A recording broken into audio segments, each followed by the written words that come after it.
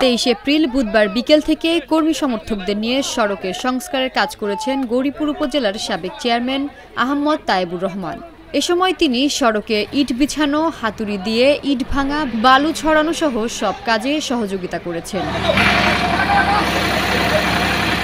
বাংলা বর্ষ ১৪৩২-কে তিনি গৌরীপুরের ভাঙা রাস্তাঘাট মেরামতের বছর ঘোষণা করেছেন। ঘোষণা করেই বসে থাকেননি। এবার বাংলা নববর্ষ তিনি পালন করেছেন কর্মী সমর্থকদের নিয়ে সড়কে স্বেচ্ছাশ্রমে মাটি কেটে।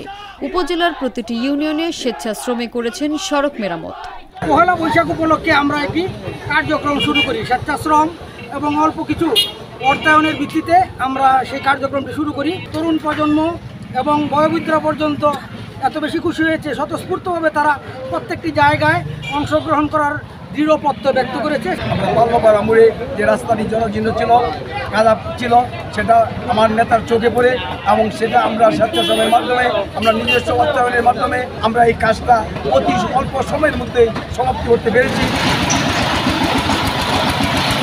গৌরীপুর শাহগঞ্জ সড়কের বালুয়াপাড়া এলাকার সড়কের বিভিন্ন স্থানে বড় বড় গর্তের সৃষ্টি হয়েছে।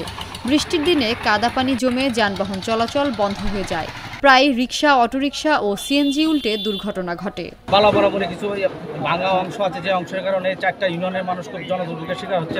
প্রায়তই তারা অ্যাক্সিডেন্টের শিকার হচ্ছে এবং অ্যাক্সিডেন্ট করে অনেকে ব্যথা পাচ্ছে। সেই রাস্তাটা পুনঃসংস্কার করার জন্য নিজস্ব অর্থ এবং কিছু ইট করার বিক্রয়ের মালিক আছে, তারাও দিয়েছি, আড্ডা দিয়েছে এবং কিছু অর্থ দু একজনে দিয়েছে, যা দিয়ে আমরা এই রাস্তাটা আমরা সংস্কার করতেছি। এ সড়কটি গৌরীপুরের পূর্বাঞ্চলের অচিন্তপুর, মাওহা ও সহনাটি এই 3টি ইউনিয়ন এবং নেত্রকোনা জেলার সদর উপজেলার কেন্দুয়া ও আটপাড়া উপজেলার সাথে যোগাযোগের অন্যতম গুরুত্বপূর্ণ একটি সড়ক।